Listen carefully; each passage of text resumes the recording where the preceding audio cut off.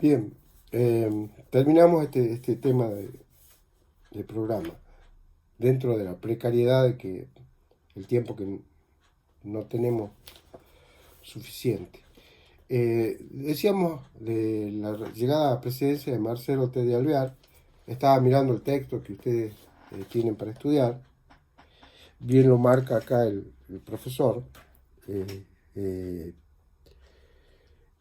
esta cuestión referida a eh, la relación económica en la que le tocó vivir la que le tocó gobernar a Alvear, en la cual, eh, terminada la Primera Guerra Mundial, acomodada la situación en Europa, dicen los historiadores, eh, Argentina económicamente, a ver, recordemos, nuestro modelo económico era agroexportador, ya diseñado desde el siglo pasado, y cualquier problema que se producía en Europa tenía efectos directos en la Argentina por nuestra condición agroexportadora. De manera que para el año 20 empieza, Argentina entra en un triángulo entre dos grandes potencias, Estados Unidos e Inglaterra. Eh, Estados Unidos empieza a avanzar en su dominio económico y empiezan a llegar a la Argentina las grandes multinacionales como la General Motors, la General Electric, eh, eh, Palmolive, ¿m? Empresas multinacionales que empiezan dicen Aldo Ferrer, un historiador económico, dice, empieza un proceso lento, pero de desplazamiento de los vínculos económicos entre Argentina e Inglaterra. Es decir, hasta este momento Inglaterra había sido nuestro socio comercial, socio entre comillas, eh, más importante. Bueno, Estados Unidos empieza desde el año 20 este desplazamiento de los capitales ingleses. Aquella famosa frase de los años 20 de comprar a quien nos compra. Es decir, vincularnos más con Inglaterra, que era el que nos compraba la carne y los cereales, y no con Estados Unidos, que no teníamos relación comercial de exportación, porque la carne argentina fue rechazada por Estados Unidos por este tema de la fiebre aftosa. Sin embargo, hay un gran movimiento económico que ayuda al crecimiento y diríamos, a cierta paz social, que es el tiempo en que le tocó gobernar a Marcelo T. de Alvear. Y además un tema muy cuestionado y importante, que fue fortalecer la explotación del petróleo. Ya en el gobierno de Irigoyen y Alvear continuó, se había creado yacimientos petrolíferos fiscales, por el cual, a cargo del general Mosconi, Argentina podía autoabastecerse de este elemento. Y eso le daba una cierta autonomía económica y grandes ganancias. Y también la intención de capitales extranjeros de comprar este, la, la explotación petrolera. Eso también va a generar a nivel interno cierta resistencia y algunos dirán que el golpe de 1930 tenía olor a petróleo, porque había algunos intereses ahí que socavaban el terreno para llevar beneficios económicos a su sector, sectores extranjeros estamos hablando.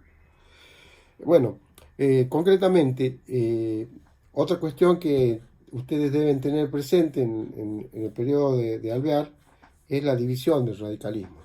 En realidad el radicalismo ya desde la época de Irigoyen, a pesar de haber tenido aceptación general y su carácter populista, en ciertos sectores del radicalismo más conservadores, eh, que no veían con buenos ojos la relación con la clase obrera y la clase media, fueron cuestionando el gobierno de Irigoyen, más los conflictos gremiales que ya vimos, hicieron que la llegada de Alvear, este sector se aglutinara detrás de la figura del presidente, y el radicalismo en 1824 termina consolidando, se plasma en Buenos Aires la división del radicalismo entre antipersonalistas, o sea, alvearistas, y los personalistas.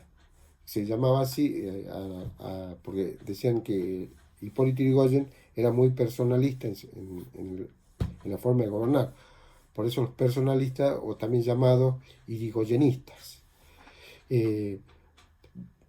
Dice Luis Alberto Romero que en la designación de los ministros de Alvear ya se nota el primer gesto de autonomía respecto a Irigoyen.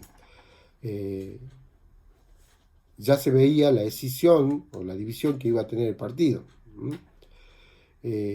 Y así, bajo esta división, van a llegar a 1928 a las próximas elecciones. Es decir, que el radicalismo va con dos fórmulas diferentes.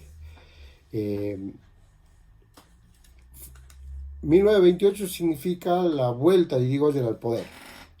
A pesar de esta división del radicalismo, Irigoyen, o de la separación, el grupo de población que era fiel a Irigoyen lo llevan a triunfar en las elecciones, que ya venían triunfando en elecciones parlamentarias del año 26, y Irigoyen entiende que los nuevos votos son la expresión del pueblo frente a un régimen oligárquico y conservador que se perfilaba desde el gobierno de Alvear. Los seguidores de Alvear, los antipersonalistas, van con la fórmula Melo-Gallo, y la fórmula de Irigoyen es Irigoyen-Martínez. Pero no es un dato menor. Irigoyen ya es una persona de, creo, 77 o 78 años de edad. Está con algunos problemas físicamente ya, y insiste en su carácter personalista respecto a la presidencia.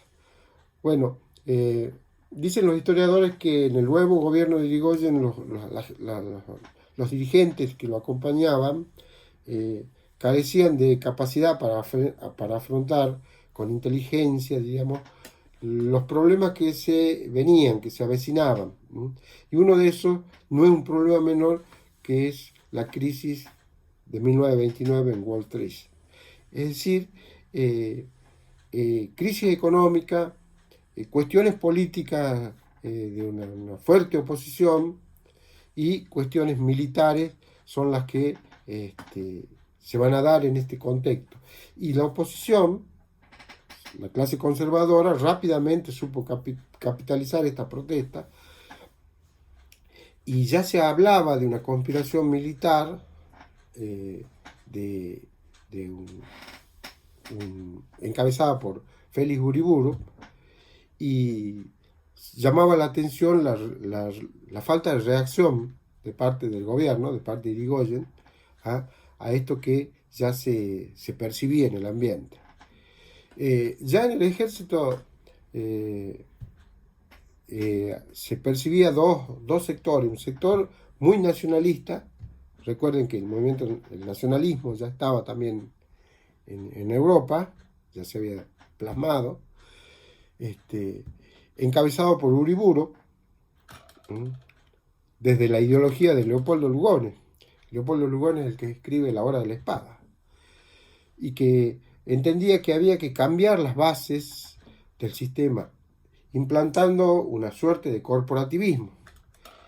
Y el otro sector, seguido por Agustín P. Justo, otro militar, más apegado a Alvear, que entendía que había que depurar la democracia, pero sostener las instituciones democráticas. En ese contexto, además, el irigoyenismo sufre una derrota electoral en Buenos Aires, en manos del Partido Socialista, y el tema de la crisis económica. Es decir, la caída de la bolsa en Estados Unidos, y esto que ya dijimos, nuestra cuestión referida a ser agroexportadores, hace que también se resienta en nuestro país. De manera que una derecha que era antidemocrática, en este sentido, la Liga Patriótica, reivindican el uso de la violencia como una arma política. Y eso incluía o aglutinaba no solamente a la derecha, sino a partidos políticos como el socialismo, los estudiantes, que antes habían sido apoyados por Irigoyen, también se levantan en contra del partido gobernante, y digamos que hay una simpatía por el golpe de Estado. Golpe de Estado que se produce el 6 de septiembre de 1930. A partir de allí, el 6 de septiembre de 1930, se empieza, es decir, es la primera irrupción de los militares en la vida democrática de nuestro país. Y fíjense, si miramos un poquito hacia adelante, el protagonismo que han tenido respecto los militares respecto a nuestra historia argentina. Entonces, en síntesis, en el segundo gobierno de Irigoyen tenemos que tener en cuenta la crisis económica de 1929 y los efectos que produce en la Argentina, y todo el andamiaje de la oposición, para buscar una salida alternativa. El nacionalismo como teoría política está rondando ahí, y ya lo vimos a través de Leopoldo Lugones. Por último, en el texto, veía en el texto de cátedra, el último puntito que ustedes tienen ahí, dice el radicalismo y la cuestión social, algo ya hemos transitado. Estas son las preguntas más generales respecto a este punto de historia argentina. Así que sigan estudiando, quédate en casa estudiando, y suerte.